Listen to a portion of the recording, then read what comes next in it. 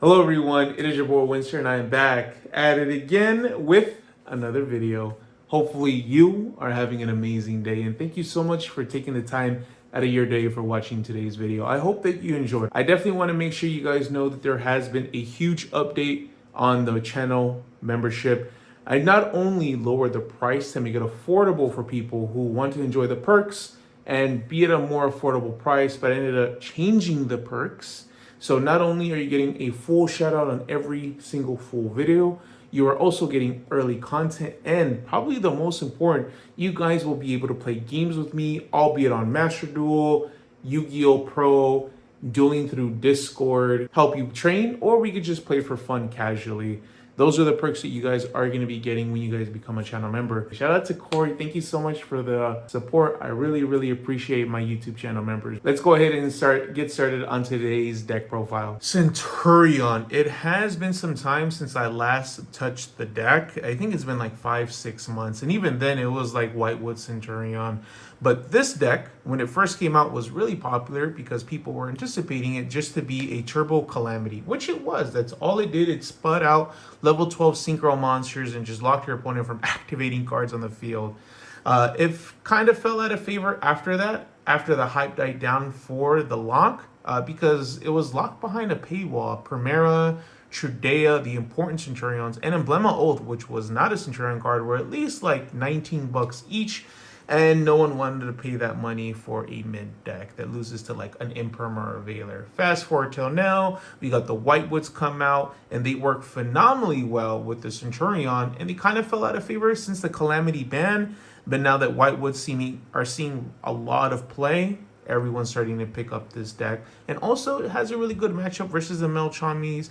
We'll go ahead and get into that. But this is a 43 card deck. I'm going to go ahead and break it down for you guys. And if there's anything that I would recommend or some things that I would recommend in place, some substitutes, I'll touch base on them as we get there. As for our starters, I don't think there's any surprise here. We are playing 3 copies of Primera. On Summon, searches out a Centurion card, probably the most important search in the whole deck, because it's going to just search you out whatever card you need, albeit Wake Up Centurion, Stand Up Centurion, Bonds, Phalanx, you name it, this will search it. And its card, which is freaking phenomenal. I wish to search Emblema Oath, but Emblema Oath is searchable now in this deck, which is absolutely freaking crazy. The thing about it, it is fragile because this could lose to an Imperm or a Veiler, and if you don't have an extender, there's just no way to like move past that. It is 3 copies of Trudea. This card does exactly what Primera does, just in a different way. Whereas this searches a Centurion card, this go ahead and place one. Activates on field, place itself in another Centurion card, which is going to be Primera or whichever extender that you need. If it's Primera, you're going to go ahead and get a search off of that. If it's a spell a trap before, you could go ahead and activate its trap effect, special summon it. Something to keep in mind is that when this is summoned off of the effect, the level changes a trap effect, so even if this thing is like Veiler or Imperm, it still keeps its level. That's definitely something to remember, guys, and can sleep games sometimes. And even the crazy part about this, if this is like Book of Moon, Book of Eclipse, or just put face down any way, and you're trying to activate the effect to place, it would still place, which is absolutely crazy. Something to also remember. Starter for the deck is 3 copies of Emblema Oath. This is everything that you want out of a freaking card, man. It's a starter, it's an extender. At first, the big issue, it couldn't be searched, but now with the new extra deck monster, it is. It could potentially be disruption too, because you could go ahead after your full combo, you could go ahead and set like a spell and trap like Phalanx or something like that, which is absolutely crazy. Another starter for the deck is 3 copies of Stand Up. Now, this is a field spell that enables the synchro something on your opponent's turn. This discards a card, places one into the spell and trap, which is absolutely broken. And then when something is special summoned on your opponent's turn, you go ahead and synchro summon, which is freaking crazy. And then for more starters is we play 1 Terraforming, so the 4th copy of Stand Up, and then I play 1 Bonfire. Now, my reasoning behind the Bonfire, I didn't want to play multiple copies, right? And also, it could be like Smokescreen. Our opponent is anticipating for us to play like Snake Eyes or something like that. But like Trudea is a pyro that is searchable off of Bonfire. I didn't play multiple because this is just the 4th copy of Trudea. If there is a way to search out Primera, I'd probably play that too. All in total, we have 3, 6, 9, 12. We have 14 starters in this deck. So combo pieces and the rest of the Centurion engine, 1 Gargoyle, 1 Autry. I really thought that this card was pronounced Artie. I'm freaking dumb, but I was going around my local calling it Artie. People were like, what are you doing? And then we played 1 Wake Up, 1 Bonds, and then 1 Failing. So these are just the extra pieces of the engine. Gargoyle could send any Centurion card, albeit in the spell and trap zone or in the monster zone. Send it, special summon, and then it's a level 8. When it's special summoned off, it's a trap effect because all the Centurions do that. It could decrease its level by 4. So same thing as like Trudea. Remember that is a trap effect that gives us that effect. Because when they activate down here to special, those are trap effects, not monster effects. Autry, whatever you want to call them. I want to call them Artie. But this card is freaking broken. I drew like 4 cards when I went to my local today, which is freaking crazy, man. You draw so much with this deck. It's also a tuner, and it could be treated as a non-tuner, which is, it comes up, especially with the new Synchro Monster. And then we play Wake Up Centurion. I think one of the best deck cards in the deck. Gives you just the free token, just as long as you have a Centurion monster in the spawn trap zone. Also banishes this cost to send a Centurion card to the graveyard. So you could send either of these and just, they could be more extenders because these two have graveyard effects. These cards are phenomenal. As for Bonds, it places 1 from hand to the spawn trap zone. And then when a Centurion is Synchro Summon and this is in the graveyard, you can go ahead and place the Centurion card, monster from the graveyard into the spell and trap zone. Phalanx, this card comes up a lot. Honestly, I would probably play more copies of this, but I just don't want to open any bricks. That's the one thing. And I want to deck count as low as I can to 40. Banish a monster until the next standby phase, which could be amazing disruption on the right card, in my personal opinion. And then its graveyard effect comes up so often. So because it banishes its cost, like there's no way to like really recur it. So maybe playing multiple copies of this is a wave. I don't know, but I just want to keep the deck count as close as I can to 40. With being at 43, I'm not doing a good job on. All right. For my Bystials, I am playing 2 copies of Lubellion. Sets regain, and because you just banish so much, right? Chaos Angel, the Bystials in the deck, get free draws. Regain is so powerful in this build, and especially because these cards allow you to go into Chaos Angel. As for the rest of the Bystial lineup, I am playing 1 Baldrake, 1 Druid Swarm, and then 1 Magnemite. I think these are pretty self-explanatory, right? I'm sure you could understand why you're playing the Druid Swarm and the Magnemite just to get extra draws. As for the Baldrake, you could play, instead of this, Serenir, but I don't really think Serenir pushes the deck forward. But in this engine, you might want to play the Serenir. That way you could get Lubellion into the grave for sure, and then be able to get your regain going and start recurring and drawing cards. So you draw so much, man. It's freaking crazy. The reason I'm playing 2 is because I play such a big engine. I think it'd be great if you play like 3 Bystial Lubellion and maybe just 2 of the other name. I don't want to break too much on this because you do play a lot of non-engine, and that could be a problem. Again, maybe the better decision is to play a Serenir. That way you could almost always see this card. But of course, we are playing the regain for our Bystial package. As for the rest of my non-engine, I am playing 2 copies of Ghost Mourner. This card are phenomenal. The reason I'm playing 2 is because it's once per turn. I don't want to break up my hand with once per turn cards. I am playing the Ghost Ogre. This does come up pretty often in my opinion. Often enough to have it in the deck. So that's why I'm playing 2. Nibiru, 2 copies. Again, I want to make sure that once per turn cards I don't see too often. So that's why I'm playing 2 copies of that. I mean, these are pretty self-explanatory, right? Like 3 copies of Infinite Impermanence. Then that glare is awful. And put this up here. And then we are playing 3 copies of Effect Veiler. Not once per turn hand traps. I am playing 3 copies of Ash Blossom. I know I said about like the once per turn clause, but Ash is just so strong in like the rogue decks. Like this could single-handedly just stop a deck. And I am playing the Flawless in the main. I think you have so much engine and non-engine in this deck. It's like a good mixture. So playing the Flawless is okay in my personal opinion. You're gonna go second half the time, and so if you just start off with this, you could literally just kill your opponent, right? Instead of playing the Flawless, you could just play like the third copy of Mourner, Ogre, and Nib. Or you don't play these cards at all and you drop it down to 40 cards clean. But yeah, that's a nice substitute. The extra deck is pretty linear in my personal opinion.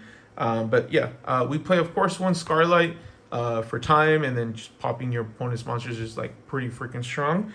We play 2 copies of the Centurion Prima Prius. This card is absolutely freaking broken in my personal opinion. The reason being is because you search Emblema Oath off of this card, and it's a level 8 synchro. This is exactly what the deck needs. And on top of it all, it is a tuner as well.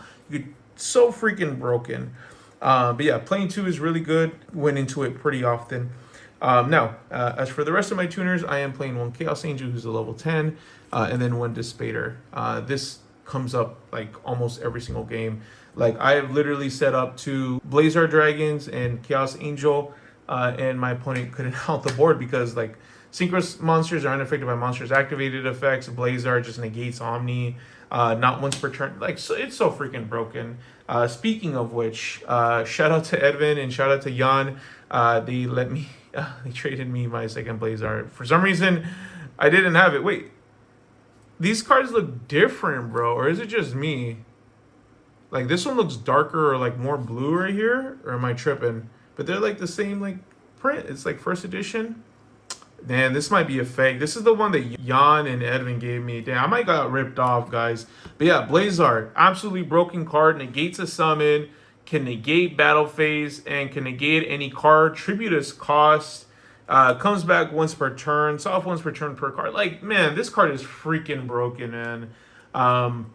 You go into it all the time. It's definitely an important part. It's basically a Centurion card, no lie.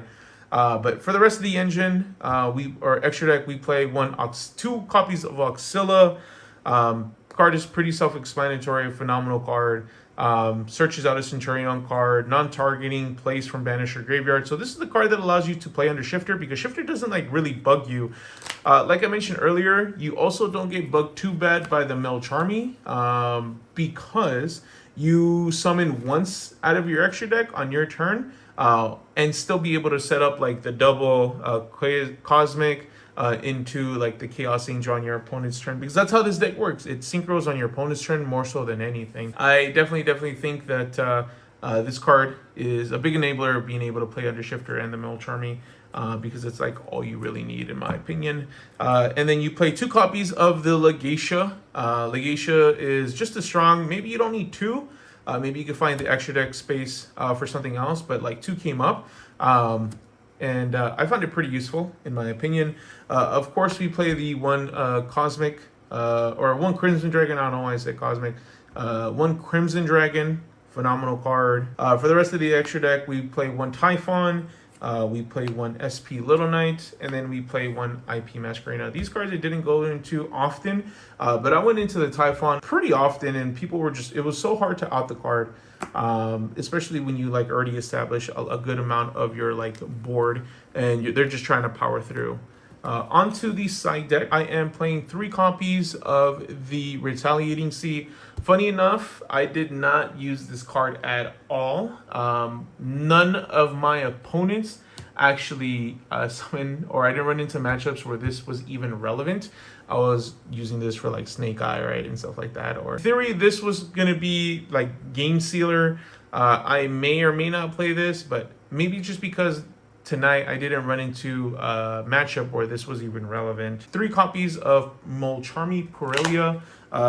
I mean, why wouldn't I? You know, I think that's definitely the better question. This card is broken, basically seals the deal. If your opponent can't push through this and the other Melcharmy, of course, a Thrust. And then I am playing 1 Triple Tactics Talons, self-explanatory. I am playing 1 Harpy's Feather Duster. I am playing 1 Raigeki. I am playing 2 copies of Lightning Storm. and then Evenly, and then I am playing Dark Ruler no more. And then last, I am playing D-Barrier. Definitely enjoy this deck a lot. It's definitely a different type of deck than like Snake Eyes. Obviously, right? It's a different engine and a different deck overall. But it's a different style, right? Like whereas Snake Eyes, I'm used to like just bum rushing my opponent and just putting like 7 interruptions, not just like Omni negates, but interruptions where it makes it that much harder for them to play through. Where Centurion is a much more slower pace, much more grindier deck, and something I need to get a little used to. I definitely really like the deck count. Funny enough, I don't know if I really found the Molcharmy useful in the main. It's definitely something that I might consider taking out. That way I can play a clean 40 build. I don't know yet, but the playstyle is definitely different, especially like the extra deck and like the overall goal. I definitely think it's a really strong deck and could play under some of the best meta cards in the game right now. Let me know what you guys think of the deck profile. If this video at least gets 100 likes, I will go ahead and put together for you a Centurion Horus deck profile because I really enjoyed the Horus engine. The Horus engine, I feel like, gives you a lot of options when it comes to the extra deck because you can play level 8 extra deck monsters, and it's just so freaking broken in my personal opinion. But yes, if this video gets 100 likes, I will make a Centurion Horus deck profile for you so you guys can enjoy. Please anticipate a full combo tutorial coming out very soon. Be sure to hit that subscribe button. That way you guys can check it out. Turn on the notification bell, like, comment, and subscribe, guys. Let me know what you guys think. What do you guys think of the deck? What do you guys think of the deck overall? And not just my build, but the overall engine. Let me know in the comment section below. But hopefully you guys have a good rest of your night. My name is Winster. Hopefully you enjoy the video. Peace out, guys, and have a lovely rest of your day.